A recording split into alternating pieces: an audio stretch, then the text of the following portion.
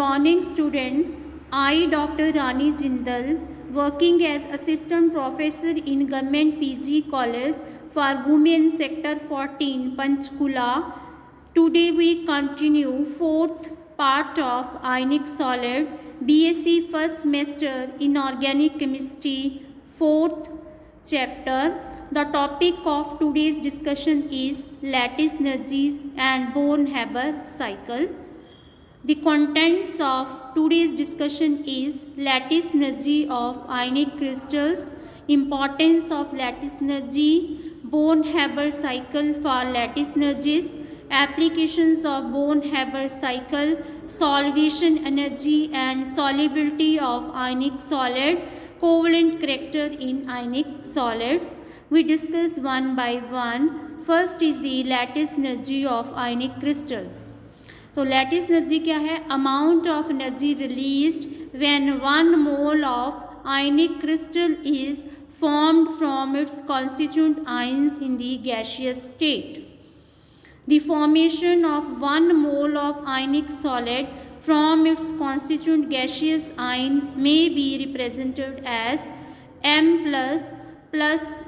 M plus ion in gaseous state plus X negative ion in gaseous state gives to you Mx solid. Delta H is equal to lattice energy. The negative sign indicate the energy is released in the process. कि जब हम ion से solid बनाते हैं तो हमारे पास energy क्या है? रिलीज होती है. अब इस रिएक्शंस में क्या है कि हमारे पास जो सॉलिड है, सॉलिड से हमारे पास क्या बन रहे हैं? आयंस बन रहे हैं. इसका मतलब जो सॉलिड है उसकी ब्रेकेज हो रही है. तो इसका मतलब है सॉलिड को ब्रेक करने के लिए हमें क्या है? एनर्जी रिक्वायर्ड होती है. तो इसमें क्या है? हमारे पास प्लस यू का साइन लगा हुआ है कि एनर्जी इज रिक्वायर्ड. और अगर लैटिस एनर्जी की वैल्यू ज़्यादा है, इसका मतलब हमारा जो सॉलिड है वो ज़्यादा स्टेबल है. तो इसका मतलब क्या है कि जब हम आयन से सॉलिड बनाते हैं तो एनर्जी क्या है? रिलीज़ होती है. जब हम सॉलिड की ब्रेकेज करते हैं आयंस में तो एनर्जी की रिक्वायरमेंट होती है, मीन्स एनर्जी रिक्वायर्ड होती है. नेक्स्ट है lattice energies of some ionic solids. तो इस टेबल में हमने देखा है यूनिवैलेंट सॉलिड्स हैं, बाई यूनिवैलेंट सॉलिड्स हैं एंड बाईवैलेंट सॉलिड्स हैं. अगर हम देखते हैं हमारे यूनिवैलेंट सॉलिड्स, उनकी जो लैटिस एनर्जी है वो बाई यूनिवैलेंट सॉलिड से कम है.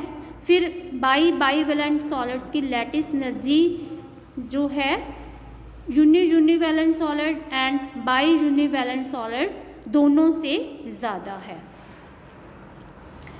From the above table, it is clear that lattice energies of some ionic solids are quite high. This is because of strong electrostatic attraction between the oppositely charged ion present in the solid.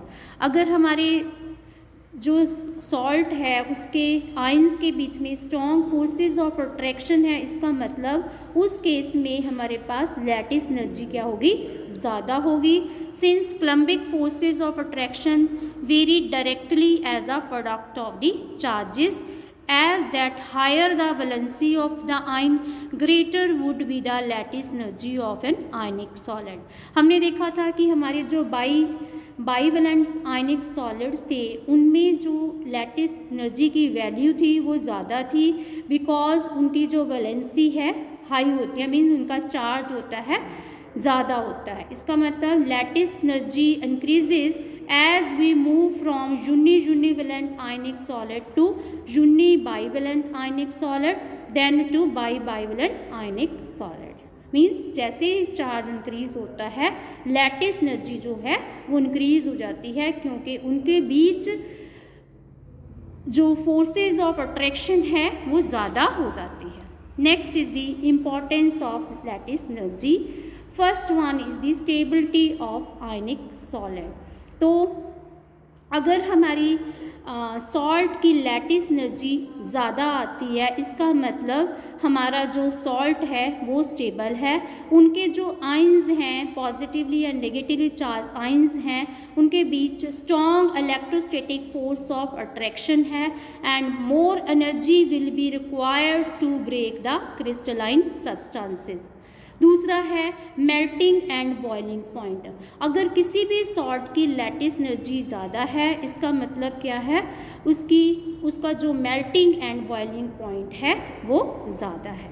Third है solubility of ionic solid.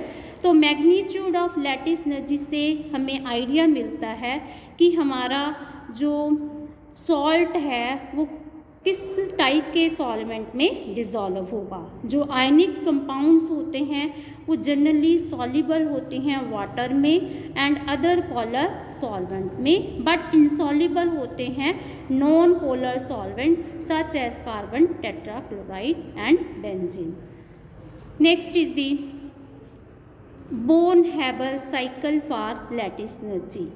Born and Haber in 1919 proposed a method to relate the lattice energy of an ionic crystal to other thermodynamic data.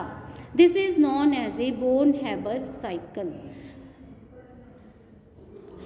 We know that the formation of the bond take place only if there is a decrease of energy. As an example, assume that energy changes during the formation of sodium chloride from metallic sodium and chlorine gas and the formation of a Born-Haber cycle. तो Born Haber cycle में क्या है कि किस तरह से हमारे पास sodium metal and chlorine gas से हमारे पास क्या बनता है, सोडियम क्लोराइड बनता है, और इनकी जो फॉर्मेशन है from sodium metal and chlorine gas से वो नंबर ऑफ स्टेप्स में दिखाई हुई है, जिसे हम क्या कहते हैं, बोर्न-हैबर साइकिल कहते हैं। तो इसमें बहुत सारे स्टेप्स हैं। सबसे पहले जैसे हमारे पास सोडियम मेटल है, सबसे पहले जो इसके जो नंबर ऑफ स्टेप्स हैं, सबसे पहला जो स्टेप होता है फर्स्ट स्टेप कि जो हमारे पास मेटालिक सोडियम है वो कन्वर्ट होता है गैशियस सोडियम एटम्स में, क्योंकि गैशियस सोडियम एटम्स में तो किसी भी सॉलिड को अगर हम डायरेक्टली गैस में कन्वर्ट करते हैं उस प्रोसेस को कहते हैं सब्लिमेशन। तो जब हमने किसी भी सॉलिड सोडियम को कन्वर्ट करना है गैशियस सोडियम एटम में, तो जो उसमें एनर्जी रिक्वायर्ड होती है that is known as sublimation energy. तो इसका मतलब क्या है कि जब हम सॉलिड सोडियम से गैशियस सोडियम बनाएंगे, जो हमारी एनर्जी खर्च होगी that is known as sublimation energy. Second step है हमारे पास डिसोसिएशन एनर्जी। उसके बाद जो हमारे पास क्लोरीन मॉलिक्यूल है, क्लोरीन गैस मॉलिक्यूल है, उसकी हमने डिसोसिएशन करनी है किसमें, क्लोरीन एटम्स में। मीन्स एक जो क्लोरीन मॉलिक्यूल है उससे हमने क्या बनाने हैं, 2 क्लोरीन एटम्स, और उसके लिए जितनी हमारी जो एनर्जी खर्च होगी that is known as dissociation energy. The amount of energy required for the conversion of gaseous chlorine molecule into atoms is known as dissociation energy. Next is the ionization energy. अब हमारे पास जो solid sodium है वो solid gaseous sodium में convert हो चुका है by absorbing sublimation energy. अब हम गैशियस सोडियम एटम के वैलेंस शेल से एक इलेक्ट्रॉन निकालेंगे। जब हम एक इलेक्ट्रॉन निकालेंगे तो हमारे पास क्या बनेगा, सोडियम आयन बनेगा, Na पॉजिटिव बनेगा, और उसमें से इलेक्ट्रॉन निकालने के लिए जो हमारी एनर्जी खर्च होती है that is known as ionisation energy. The amount of energy required to convert 1 mole of gaseous sodium atoms into sodium ions in the gaseous state is called ionization energy. Next is the electron affinity. उसके बाद हमारे पास हमारे पास क्या बन चुका है, chlorine atoms बन चुके हैं इन दी गैसियस स्टेट। अब हमने उसमें क्या करना है कि इलेक्ट्रॉन जो होता है वो ऐड करना है। इलेक्ट्रॉन ऐड जब होता है क्लोरीन एटम में तो जो एनर्जी रिलीज होती है that is known as electron affinity. तो हमारे पास ये होगी इलेक्ट्रॉन अफिनिटी क्या है, amount of energy released during the conversion of 1 mole of gaseous chlorine atoms into chlorine ions is known as electron affinity. उसके बाद लैटिस एनर्जी है। अब हमारे पास आयंस बन चुके हैं, एक सोडियम पॉजिटिव आयन बन चुका है एंड क्लोराइड आयन बन चुका है। अब इनकी जब क्लबिंग होती है, इनकी जब कॉम्बिनेशन होती है तो हमारे पास क्या बनता है, सॉलिड सोडियम क्लोराइड बनता है और इसके दौरान हमारे पास बहुत ज़्यादा एनर्जी रिलीज होती है and that is known as lattice energy. The amount of energy released when 1 mole of solid crystalline compound is obtained from gaseous ions of opposite charges is called lattice energy। फिर उसके बाद this is the total Born-Haber cycle for the formation of sodium chloride। इसमें सभी steps दिखाए हुए हैं। सबसे पहले हमारे पास सॉलिड सोडियम दिखाया हुआ है, फिर सॉलिड सोडियम को कन्वर्ट करते हैं गैसियस सोडियम में बाय एब्जॉर्बिंग सब्लिमेशन एनर्जी। फिर गैसियस सोडियम के valence shell, gaseous sodium atom के वैलेंस शेल में से एक इलेक्ट्रॉन रिमूव होता है बाय एब्जॉर्बिंग आयनाइजेशन एनर्जी। तो हमारे पास सॉलिड सोडियम से क्या बन गया है, गैसियस सोडियम आयन बन गया है by absorbing sublimation and ionisation energy. दूसरी तरफ हम देखते हैं हमारे पास जो क्लोरीन गैस मॉलिक्यूल है, सबसे पहले उसमें उसकी डिसोसिएशन हो जाएगी। डिसोसिएशन से हमारे पास क्या बनेगा, क्लोरीन गैस का एटम बनेगा। फिर उसके हम वैलेंस शेल में एक इलेक्ट्रॉन ऐड करते हैं और उसमें हमारी जो एनर्जी क्या है रिलीज़ होती है और हमारे पास क्लोराइड आयन बनता है इन ए गैसियस स्टेट। तो हमारे पास क्लोरीन गैस से हमारे पास क्या बन गया है, क्लोराइड आयन बन गया है। फिर उसके बाद जो हमारे दोनों आयंस बने हैं, sodium positive cation, sodium cation और क्लोराइड अनाइन बना है। इन दोनों की कॉम्बिनेशन से हमारे पास क्या बनता है, सोडियम क्लोराइड क्रिस्टल बनता है और इसमें जो है एनर्जी रिलीज हो रही है। इस सारे टोटल स्टेप्स को हम क्या कहते हैं, बोर्न-हैबर साइकिल कहते हैं for the formation of sodium chloride. तो delta HF that is the heat of formation कितनी हुई है, वो होगी sublimation energy plus half dissociation energy plus ionization energy plus electron affinity plus lattice energy. तो यहाँ पे हम लैटिस एनर्जी निकाल सकते हैं। तो lattice energy is equal to heat of formation minus sublimation energy minus half dissociation energy minus ionisation energy minus electron affinity. So this is the complete Born-Haber cycle for the formation of sodium chloride. Next is the application of Born-Haber cycle. First one is the calculations of heat of formation. Heat of formation of unknown compounds can be easily calculated by making a Born-Haber cycle. For example, sodium chloride type crystal heat of formation is given as delta HF is equal to sublimation energy half dissociation energy plus ionization energy plus electron affinity plus lattice energy. Similarly, for crystals like magnesium fluoride MgF2, the heat of formation is equal to sublimation energy plus dissociation energy plus ionization energy plus to electron affinity plus lattice energy. The heat of formation relative to the stability of the compound If the heat of formation comes out to be negative, the reaction is exothermic. The compound formed will be stable. On the other hand, if the heat of formation comes out to be positive, the reaction is endothermic. The formation of the compound is highly unfavorable energetically.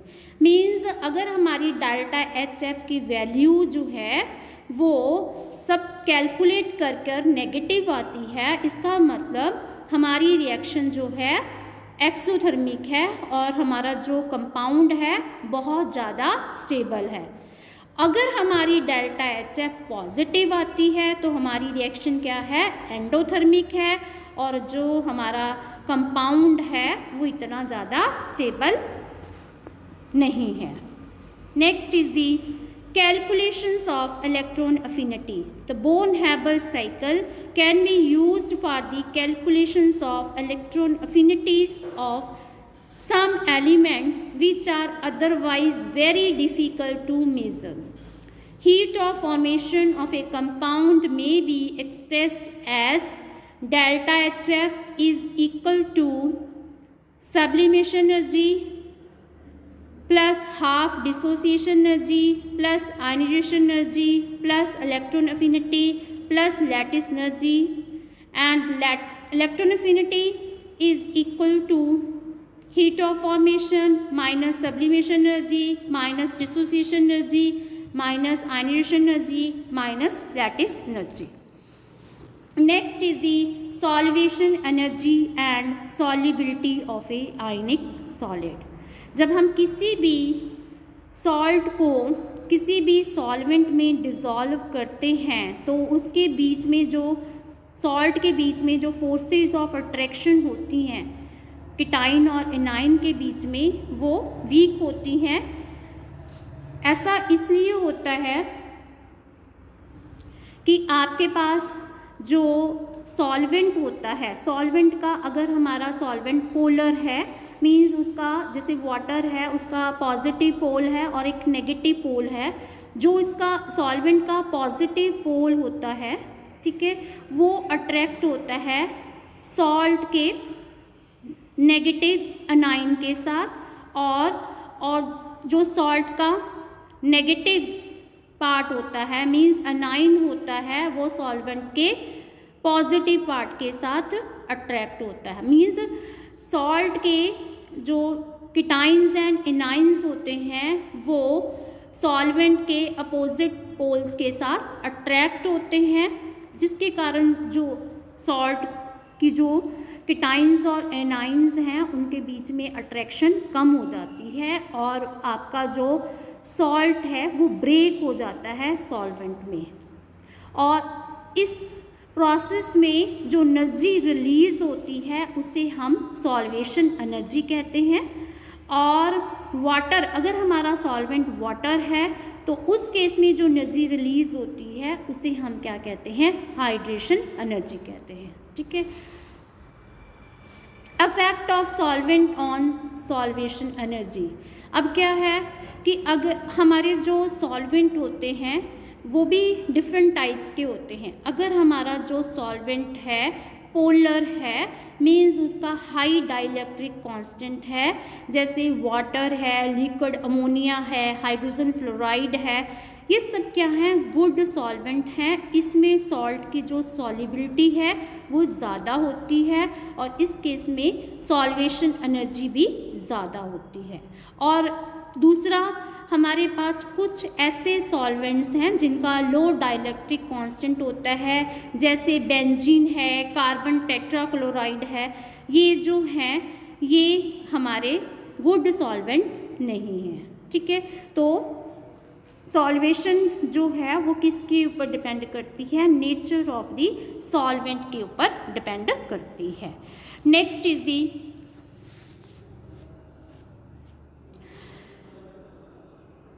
covalent characters in ionic compounds. The covalent character किस चीज़ के ऊपर depend करता है, हमारे पास क्या होता है कि एक जो पॉजिटिव कीटाइन होता है अगर हमारा जो पॉजिटिव कीटाइन जो है वो नेगेटिव अनाइन को पोलराइज करता है, ठीक है, और इससे क्या है हमारा कोवलेंट करेक्टर इंक्रीज होता है। तो distortion of electron cloud of the negative ion by the positive ion is called polarisation. अगर हमारी पोलराइजेशन स्मॉल है तब बॉन्ड इज मेनली आयनिक। अगर हमारी जो हमारा पॉजिटिव आयन है जो नेगेटिव आयन को पोलराइज कर रहा है, अगर ये पोलराइजेशन कम है तो बॉन्ड मेनली आयनिक है। ऑन द अदर हैंड अगर हमारी पोलराइजेशन लार्ज है तो हमारा जो बॉन्ड है वो क्या होगा, मेनली हमारा कोवलेंट होगा। तो extent of polarization depends on both the ions. Number 1 है power of the cation to distort और पोलराइज द अनाइन। सेकंड है susceptibility of the anions to get polarize by the cations. Mean जो polarization है वो depend करती है हमारे कीटाइन की टेंडेंसी के ऊपर टू डिस्टॉर्ट और polarise the anion. Second depend करती है अनाइन के ऊपर कितना वो पोलराइज हो सकता है। The tendency of the cation to polarize and polarizability of the anions are summarized in the following rules known as Fajans rule. What is Fajans rule? According to Fajans rule, the polarization will be increased by the following factors. Number 1 है small size of the कीटाइन। अगर हमारे कीटाइन का size small है तो उसकी polarisation power जो होती है वो ज़्यादा होती है। क्यों होती है कि जो कीटाइन होता है अगर वो स्मॉल साइज़ का है तो उसकी हाई इलेक्ट्रॉन डेंसिटी होगी, therefore they tend to distort और polarise the electron cloud of the anion to a greater extent. तो हम देख सकते हैं टेबल से, जैसे ये हमारे पास टेबल है, इसमें जो बेरिलियम 2 पॉजिटिव से जब हम बेरियम 2 पॉजिटिव में आते हैं तो आयनिक जो रेडियई है वो क्या हो रहा है, इंक्रीज हो रहा है। मीन्स कीटाइंस की जो पोलराइजिंग पावर है वो डिक्रीज हो रही है। मीन्स कोवलेंट करेक्टर जो है वो डिक्रीज हो रहा है और आयनिक करेक्टर इंक्रीज हो रहा है। इट मीन्स जो बेरियम 2 पॉजिटिव के सॉल्ट होंगे या उनके हैलाइड्स होंगे उनका आयनिक करेक्टर ज़्यादा होगा।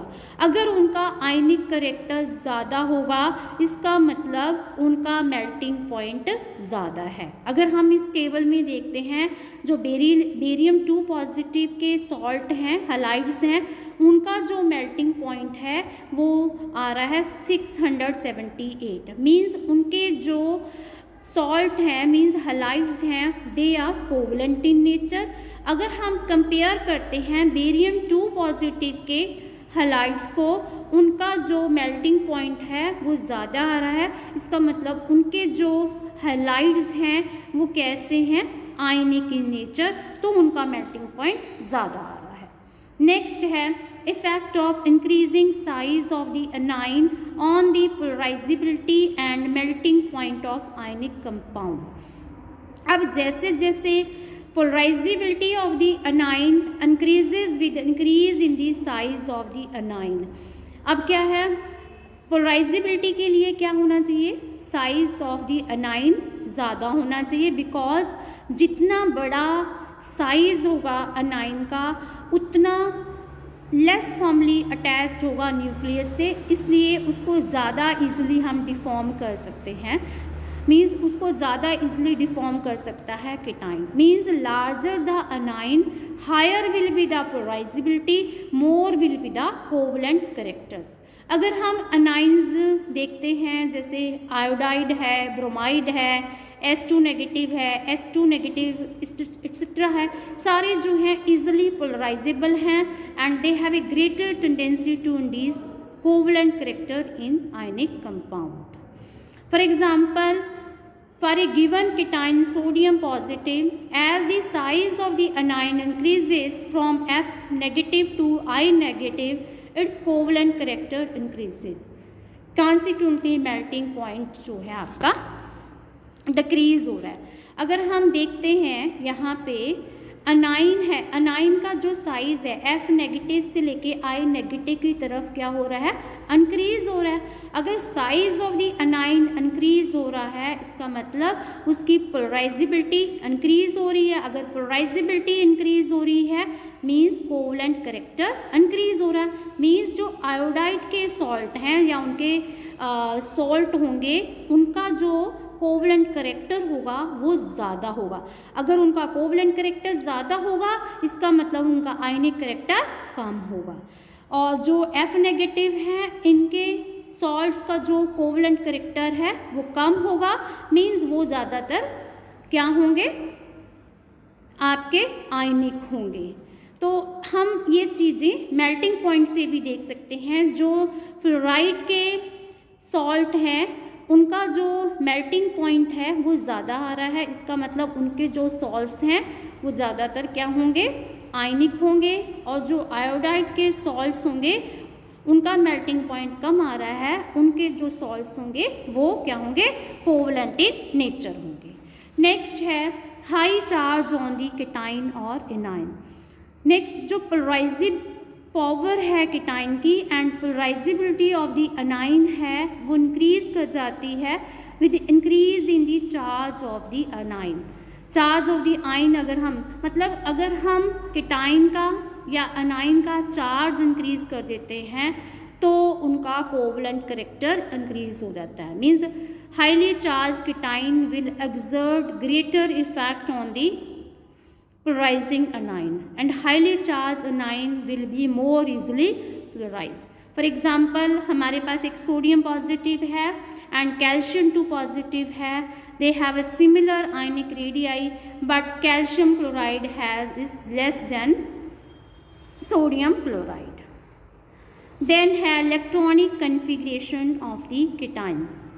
तो cations with 18 electron shell configuration cause greater polarization than cations with 8 electrons shell configuration with the same size and charge. मतलब जो केटाइन जिनमें 18 इलेक्ट्रॉन्स होते हैं उनमें हमारे पास जो केटाइन है उनकी पोलराइजिंग पावर ज़्यादा होती है as compared to the cation जिसमें 8 इलेक्ट्रॉन्स होते हैं।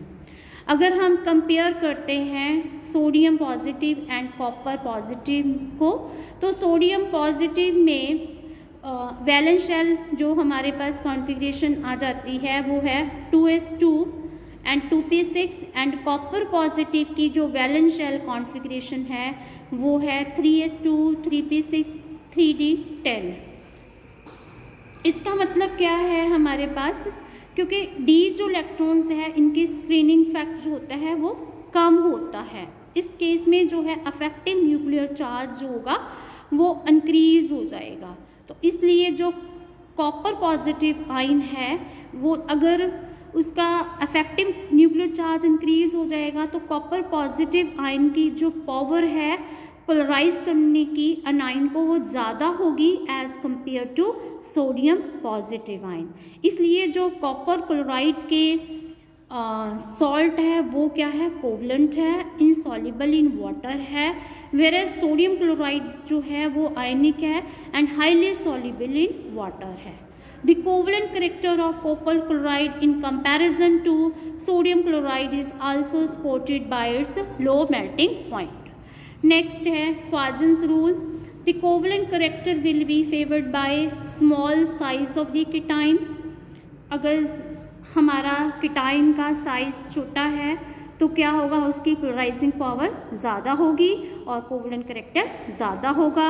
नेक्स्ट है large size of the anion, anion का साइज बड़ा है तो उसकी पोलराइजेबिलिटी ज़्यादा होगी। Third high charge of the cation and anion, charge अगर कीटाइन एंड अनाइन का ज़्यादा है तब भी हमारे पास कोवलेंट करेक्टर ज़्यादा होगा। और कीटाइंस का 18 इलेक्ट्रॉन का शेल है, वैलेंस शेल में 18 इलेक्ट्रॉन्स हैं तब भी कोवलेंट करेक्टर ज़्यादा होगा। मीन्स सभी जो ये फैक्टर्स हैं फेवर करते हैं कोवलेंट करेक्टर्स को. Small size of the cation, large size of the anion, high charge of the cation and anion, the cations having 18 electrons shell. Next is the questions for assignment. Number 1, define lattice energy and mention the factors on which it depends. Second है draw Born-Haber cycle for the formation of sodium chloride. Third, explain Fajan's rule with example. Fourth है define polarization and polarizability.